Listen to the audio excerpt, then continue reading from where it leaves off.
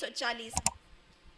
حضرت ابو ہریرہ رضی اللہ عنہ سے روایت ہے، نبی صلی اللہ علیہ وسلم نے ارشاد فرمایا، پہلی مرتبہ سور پھونکے جانے کے بعد دنیا کا سارا ظاہری نظام تباہ و برباد ہو جائے گا،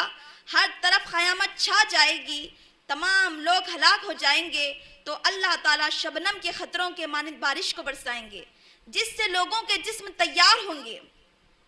پھر اللہ تعالیٰ دوبارہ سور پھونکنے کا حکم دیں گے تو لوگ یکا ایک کھڑے ہو کر اپنے خبروں سے دیکھنے لگیں گے۔ سب سے پہلے ہمارے نبی محمد رسول اللہ صلی اللہ علیہ وسلم خبر سے اٹھیں گے۔ میرے ماں اور بہنوں، تمام لوگ اپنے خبروں سے جب دوسری مرتبہ سور پھونکا جائے گا تو لوگ یکایک اپنے خبروں سے کھڑے ہوں گے، تو میرے ماں اور بہنوں تمام لوگ انتہائی گھبراہٹ کی حالت میں کھڑے ہوں گے۔ جو کوئی جیسے فوت ہوا تھا اسے ویسے ہی اٹھایا جائے گا، اگر کوئی مٹی میں دب کر مرا ہو تو اسے مٹی ہی سے اٹھایا جائے گا، اگر کوئی سمندروں میں گر کر مرا ہو تو اسے سمندروں کے پانیوں سے ہی اٹھایا جائے گا، اگر کوئی پہاڑ کی چوٹی سے گر کر مرا ہو تو اسے پہاڑ ہی سے اٹھایا جائے گا۔ جو کوئی جیسے فوت ہوا تھا اسے ویسے ہی اٹھایا جائے گا۔ متکبر قسم کے لوگوں کو چونٹیوں جیسی حالت میں اکٹھا کیا جائے گا۔ سود خور لوگ پاگل پن کی حالت میں اپنے خبروں سے اٹھیں گے۔ بیویوں کے درمیان عدل نہ کرنے والے لوگ آدھے دھڑ کے ساتھ اپنے خبر سے اٹھیں گے۔ احرام کی حالت میں مرنے والا آدمی تلبیہ کہتے ہوئے اٹھے گا۔ شہداء کو ان کے زخموں کے ساتھ اٹھایا جائے گا۔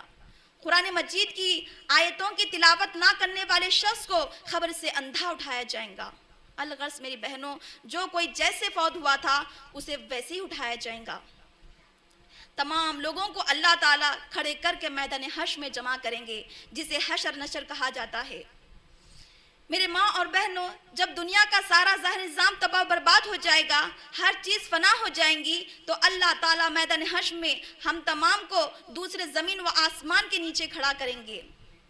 کیونکہ جب دنیا کا سارا ظاہری نظام تباہ و برباد ہو جائے گا تو آسمان بھی ختم ہو جائے گا، زمین بھی ختم ہو جائے گی۔ اللہ تعالیٰ اس بارے میں ارشاد فرماتے ہیں، سورہ ابراہیم سورہ نمبر 14 آیت نمبر 48، یوم تبدل الارض غیر الارض والسماوات وبرزوا للہ الواحد القہار،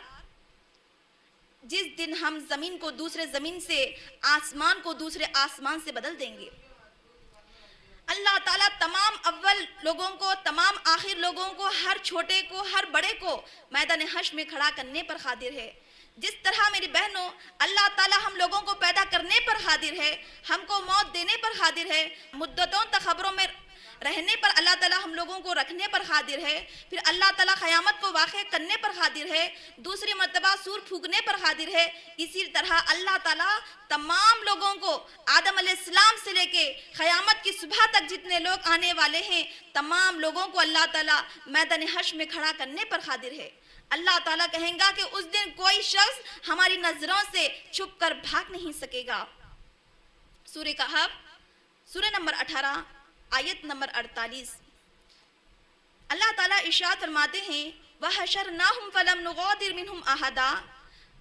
ہم تمام لوگوں کو اکٹھا کرنے پر قادر ہے، ان میں سے کوئی بھی ہماری نظروں سے چھٹ کر بھاگ نہیں سکے گا۔ میدان حشر کی گرمی کا اندازہ اس بات سے لگایا جا سکتا ہے کہ اس دن سورج 1 میل کے فاصلے پر ہوگا، جس کی وجہ سے لوگوں کے اتنے پسینے بہیں گے جس میں کشتیاں چلائی جا سکیں گی۔ میرے ماں اور بہنوں، میدان حشر کی طوالت 50,000 سال ہوگی۔ اس بارے میں اللہ تعالیٰ ارشاد فرماتے ہیں، سورہ معارج سورہ نمبر 70 آیت نمبر 4، فی یوم کان مقدارہ 50,000 سنہ، فرشتے اور روح الامین ایسے دن میں چڑھیں گے جس کی طوالت 50,000 سال ہوں گی۔ میرے ماں اور بہنوں، میدان حشر کی سختیوں سے بچنے کے لیے تمام لوگ رب سے عاجزی کریں گے۔ روز محشر میں اللہ تعالیٰ اپنے مومن بندوں سے کیے ہوئے وعدے کو پورا کرے گا۔ میدان حشر کی سختیوں سے بچنے کے لیے تمام لوگ انبیاء علیہ السلام کے پاس جائیں گے۔ کچھ لوگوں کو عرش الہی کا سایہ نصیب ہوگا اور کچھ لوگوں کو نبی صلی اللہ علیہ وسلم کی قربت نصیب ہوں گی، کچھ لوگ نور کے ممبروں پر کھڑے کیے جائیں گے۔ میدان حشر میں اللہ تعالیٰ تمام لوگوں کو خبروں سے اٹھا کر جمع کر دے گا، تو مومن بندوں کی کیفیت کو اللہ تعالیٰ فرماتا ہے کہ متقی لوگ، پرہیزگار لوگوں کو اس دن کوئی خوف نہیں ہوگا، ان کے چہرے روشن اور بارانہ ہوں گے۔ میدان حشر میں اللہ تعالیٰ جہاں ایک طرف سورج 1 میل کے فاصلے پر آ جائے گا تو میدان حشر میں اللہ تعالیٰ ایسے نازک مرحلے میں صرف 7 قسم کے لوگوں کو عرش کے سائے میں جگا دیں گے، جب اللہ تعالیٰ کے سائے کے علاوہ کوئی دوسرا سایہ ہرگز نہیں ہو سکے گا۔ اللہ تعالیٰ 7 قسم کے لوگوں کو عرش الہی کے نیچے جگا دیں گے۔ سب سے پہلا انصاف کرنے والا آدمی، دوسرا وہ شخص جس نے اپنی زندگی عبادت میں گزار دی، تیسرا وہ شخص جس کا دل ہمیشہ مسجد سے لگا رہے، چوتھا وہ شخص جسے کسی باحسین عورت نے برائی کے ارادے سے بلائے اور وہ کہے کہ میں اللہ سے ڈرتا ہوں، پانچواں وہ شخص جس نے اس قدر چھپا کر صدقہ کیا کہ اس کے دائیں ہاتھ نے جو خرچہ کیا اس کے بائیں ہاتھ کو تو خبر نہ ہوئی ہو، چھٹا وہ شخص جس نے کسی سے باہم اللہ کے لیے محبت کی اور باہم نفرت کی، یعنی ان کے ملنے اور جلنے کی اور جدائی کی بنیاد صرف دین ہوتی تھی، ساتواں وہ شخص جس نے تنہائی میں بیٹھ کر اللہ کے لیے اللہ کے ڈر سے اس قدر آنسو بہائے ہیں کہ اس کے اوپر خشیت الہی کا لرزہ طاری ہو گیا ہو۔ میرے ماں اور بہنوں، میدان حشر میں نمازیوں کے اعضاء وضو کی وجہ سے چمک رہے ہوں گے، انصاف کرنے والے لوگوں کو نور کے منبروں پر کھڑا کیا جائے گا، اچھے اخلاق والوں کو نبی صلی اللہ علیہ وسلم کی قربت نصیب ہوگی، حالت اسلام میں ضعیف ہونے والے شخص کو نور عطا کیا جائے گا، مشکل میں دوسروں کے کام آنے والوں کی مشکل دور کر دی جائیں گی، تنگ دستوں کے ساتھ آسانی کرنے والوں کے ساتھ آسانی کر دی جائیں گی، اچھے اخلاق والوں کو نبی صلی اللہ علیہ وسلم کی قربت نصیب ہوگی، شہداء کو 70 حوریں ان کو عطا کی جائیں گی۔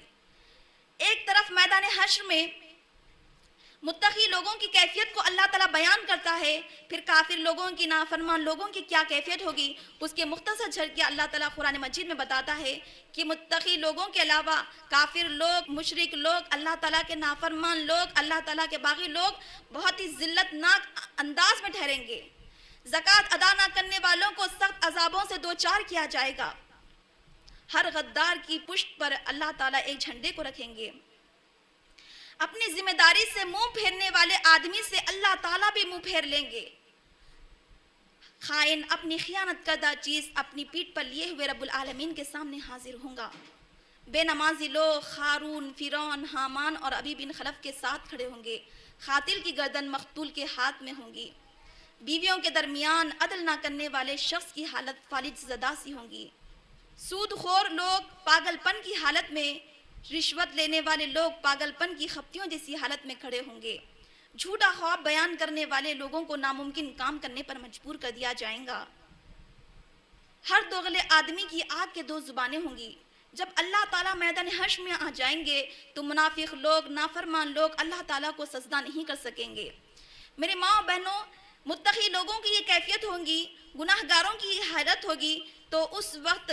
کی گھبراہٹ سے بچنے کے لیے، اس دن کی خوفناکی سے بچنے کے لیے تمام لوگ انبیاء علیہ السلام کے پاس جائیں گے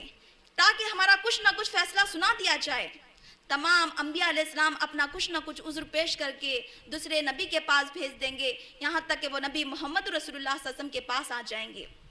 نبی صلی اللہ علیہ وسلم فرمائیں گے، ہاں میں اپنے بندوں کی شفاعت کروں گا۔ فکر آخرت سے تعلق رکھنے والی شفاعت سے مراد یہ ہے کہ کسی دوسرے انسان کی گناہ کی معافی کا اللہ تعالیٰ کے سامنے سوال کرنا۔ نبی صلی اللہ علیہ وسلم فرماتے ہیں کہ ہر نبی کی ایک دعا ہوتی ہے، تو میں چاہتا ہوں کہ میری دعا روز قیامت اپنی امت کی شفاعت کے لیے محفوظ کر لوں۔ نبی صلی اللہ علیہ وسلم کی شفاعت کی وجہ سے اللہ تعالیٰ بہت سارے لوگوں کو جہنم سے نکالیں گے، صالحین لوگوں کی شفاعت قبول کی جائیں گی، اور روزہ اور قرآن کی شفاعت قبول کی جائیں گی۔ قرآن مجید اور روزہ پروردگار کے پاس آ کر شفاعت کرے گا، اس کی شفاعت قبول کی جائیں گی۔ شہداء، علماء، حفاظ کرام کو یہ اعزاز بخشا جائیں گا کہ ان کے 70 رشتہ داروں کے حق میں شفاعت کریں، فرشتے بھی شفاعت کریں گے۔ اللہ تعالیٰ فرمائیں گے کہ